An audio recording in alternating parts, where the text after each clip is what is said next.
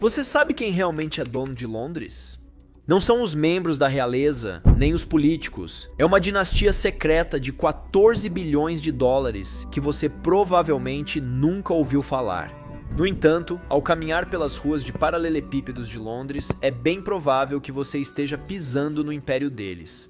Eles têm uma linhagem que remonta a 1000 anos, de caçadores a cavaleiros. Jogaram o jogo do dinheiro e do poder por muito tempo e com maestria. Enquanto a maioria dos aristocratas fracassou, eles prosperaram, adquirindo cada vez mais imóveis de alto padrão em Londres. Mas nem tudo são coroas douradas e realeza. Escândalos mancharam sua imagem ilustre. De redes de acompanhantes de luxo a transações fiscais duvidosas, eles têm um gosto pelo proibido. De aliados da família real à filantropia, eles continuam a moldar o destino da cidade, enquanto literalmente detêm as chaves das áreas mais ricas de Londres.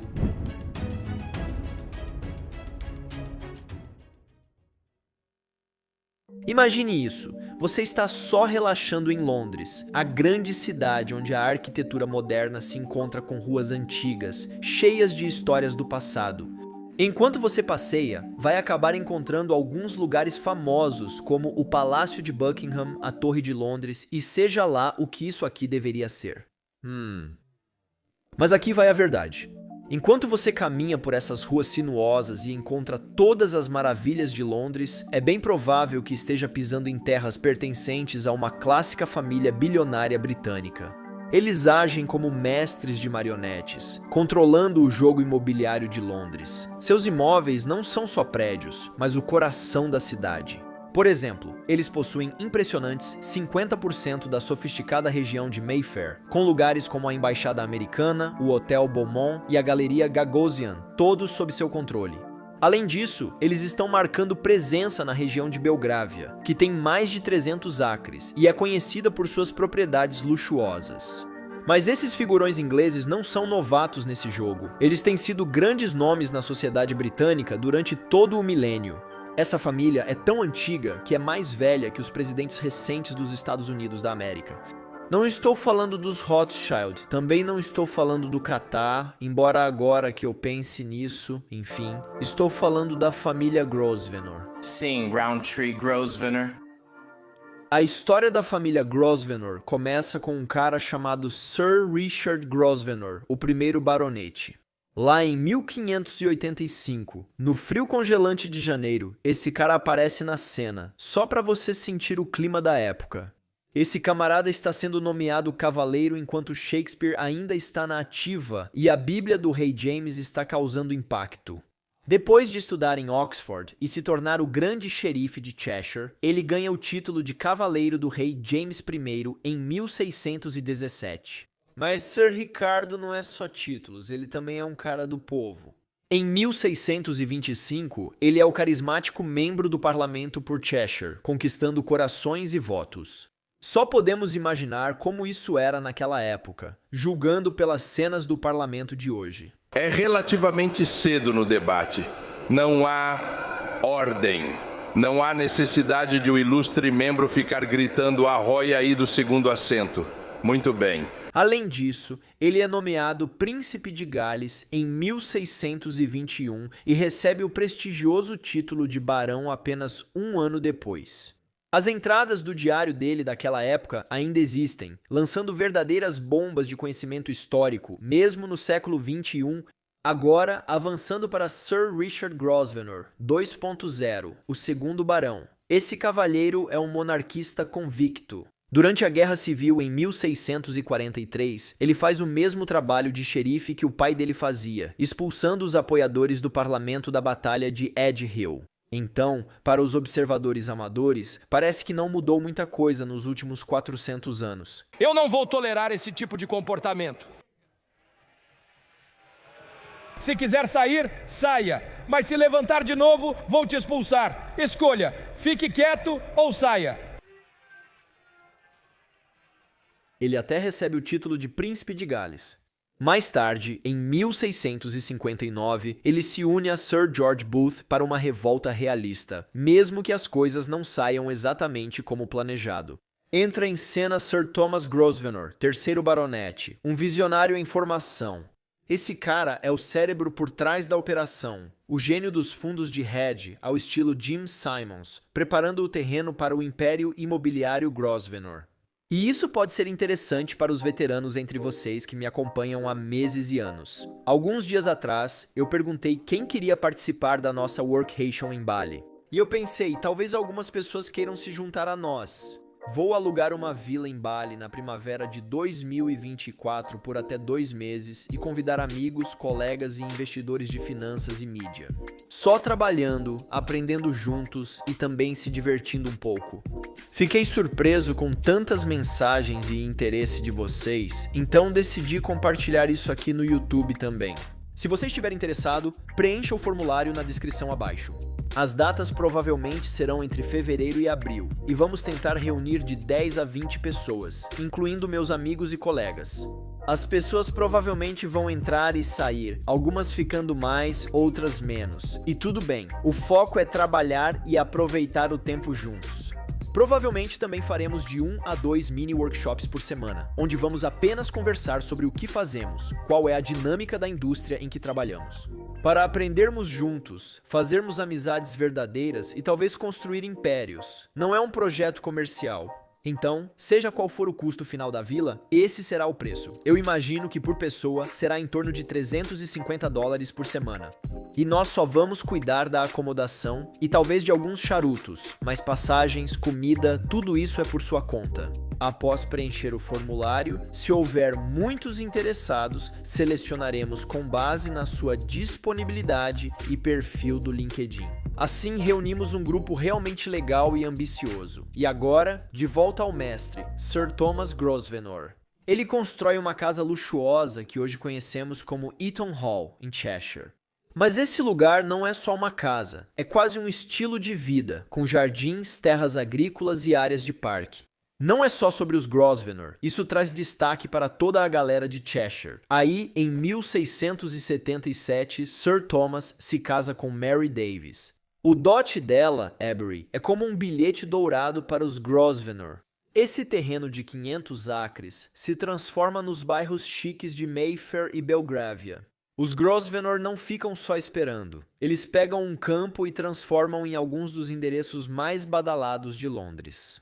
Agora vamos finalmente falar de negócios. O primeiro Grosvenor moderno, Earl Lupus, o primeiro duque de Westminster. Esse cara foi muito importante na era vitoriana, não só por possuir terras, mas também por ser um fanático por cavalos.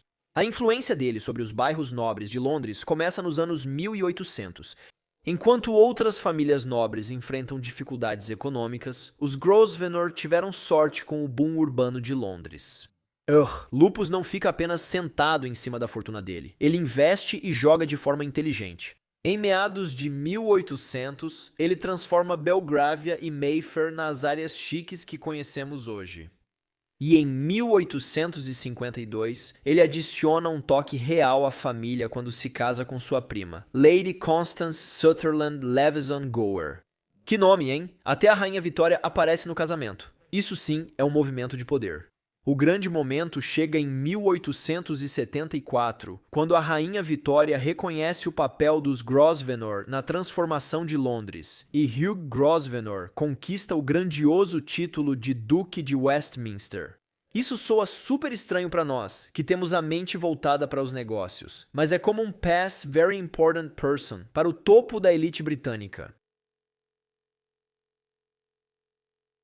No século XX, a família Grosvenor continua expandindo seu império imobiliário, como Stephen Schwarzman, da Blackstone, nos Estados Unidos. Eles adquirem mais propriedades na Escócia e em casa, provando que jogam muito bem suas cartas.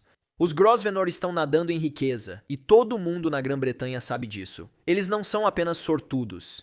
Quero dizer, claro, eles herdaram milhões e bilhões, mas também são líderes inteligentes que sabem aproveitar ao máximo o seu tempo. Depois vem o filho de Hugh, Gerald Cavendish Grosvenor, o sexto duque de Westminster. Este cavalheiro honrado leva a fortuna da família a um nível totalmente novo. E sob o seu comando, o grupo Grosvenor começa a ter a aparência que tem hoje, como um verdadeiro conglomerado. Mas primeiro, ele os transforma nos reis dos imóveis de alto padrão. Na década de 1950, o nome Grosvenor é como um selo de aprovação no mercado imobiliário, não só em Londres, mas também fora dela. Gerald, como o grande chefe presidente do grupo Grosvenor, conduz a empresa a níveis insanos de sucesso. Na primeira lista de ricos do Sunday Times, em 1989, Gerald Grosvenor foi apontado como o segundo mais rico do Reino Unido. Sua fortuna era de 3,2 bilhões de libras na época, aproximadamente 8,47 bilhões atualmente. Só a própria Rainha Elizabeth II poderia competir com ele. E você também poderia competir com eles, se você simplesmente se inscrevesse. Eu desconstruo bilionários toda semana. Se você não aprender nada sério com isso, deveria se preocupar. Agora, Gerald Grosvenor não é apenas sobre acumular dinheiro. Ele é um líder que leva o grupo Grosvenor a novos níveis de expansão e diversificação sob a supervisão de Gerald. A empresa se ramifica em diferentes áreas e lugares. Eles entram nesses mercados: propriedades urbanas, alimentação, tecnologia agrícola e propriedades rurais na cidade. Como Washington, Distrito de Colômbia, Grosvenor desempenha um papel importante em tornar as áreas urbanas mais vibrantes. Desde 1988, eles têm uma atuação forte em alimentação e tecnologia agrícola, investindo em empresas que estão mudando o jogo. Na alimentação e agricultura, com equipe sólida, eles gerenciam mais de 25 empresas que impactam a alimentação, agricultura e preservação ambiental. Eles não são a Apollo nem a Blackstone, mas também não estão para brincadeira. E não se esqueça do setor rural, a Grosvenor está totalmente envolvida nisso. Eles gerenciam projetos agrícolas, residenciais e comerciais na zona rural de Cheshire e no centro de Chester. E aqui está o fascinante sobre esses aristocratas de dinheiro antigo, algo que a maioria das famílias tradicionais, sinceramente, eu acho que acabam errando. O império moderno dos Grosvenor não se trata apenas de manter a riqueza, mas de fazê-la crescer e ser inteligente ao fazer amizade com a monarquia.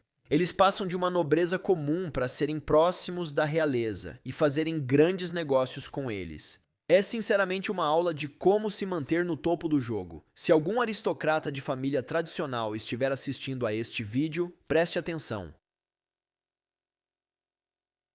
A história da família Grosvenor não é só de feitos positivos. Por trás de toda a elegância, existem partes obscuras.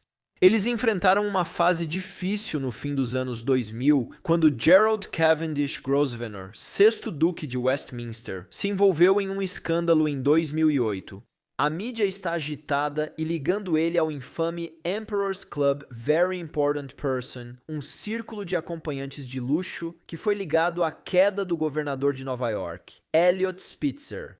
E foi revelado que, apesar da enorme fortuna dos Grosvenor, o duque agiu de forma estranha, pechinchando sobre o preço do encontro com uma acompanhante do Emperor's Club.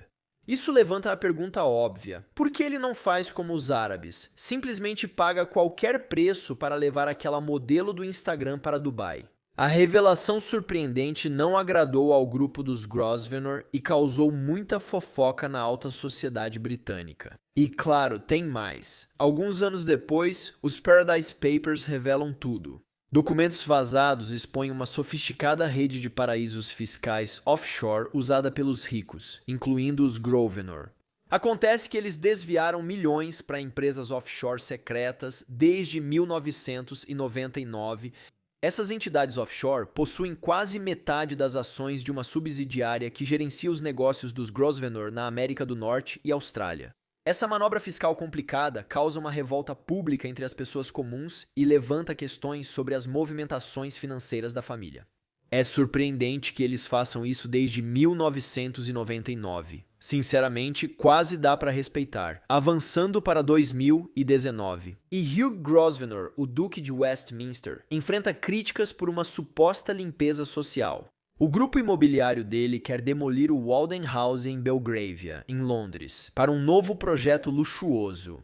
O problema é que esse plano expulsaria 40 famílias, ou digamos, plebeus de suas casas populares, alguns morando lá há até 40 anos. O povo fica revoltado e faz um abaixo-assinado. O abaixo-assinado recebe mais de 180 mil assinaturas. O Conselho Municipal de Westminster deve intervir e garantir novas moradias sociais a todos os inquilinos, evitando despejos. E então, claro, Grosvenor se defende, dizendo que o rótulo de limpeza social não combina com o perfil deles, e o público só fica se perguntando: o que vem agora? Mas não vamos nos enganar. Esses pequenos contratempos são exatamente isso, pequenos, nada com que realmente se preocupar. No século XXI, a família Grosvenor continua sendo um jogador importante, e Hugh Grosvenor, o 7º Duque de Westminster de 32 anos, segue construindo ativamente esse legado. Enquanto outros jovens preferem rolar o TikTok, ele administra bilhões. Após a morte do pai em 2016, ele herdou cerca de 9 bilhões de libras. Como todo capitalista sabe, essa riqueza é melhor mantida em um fundo fiduciário.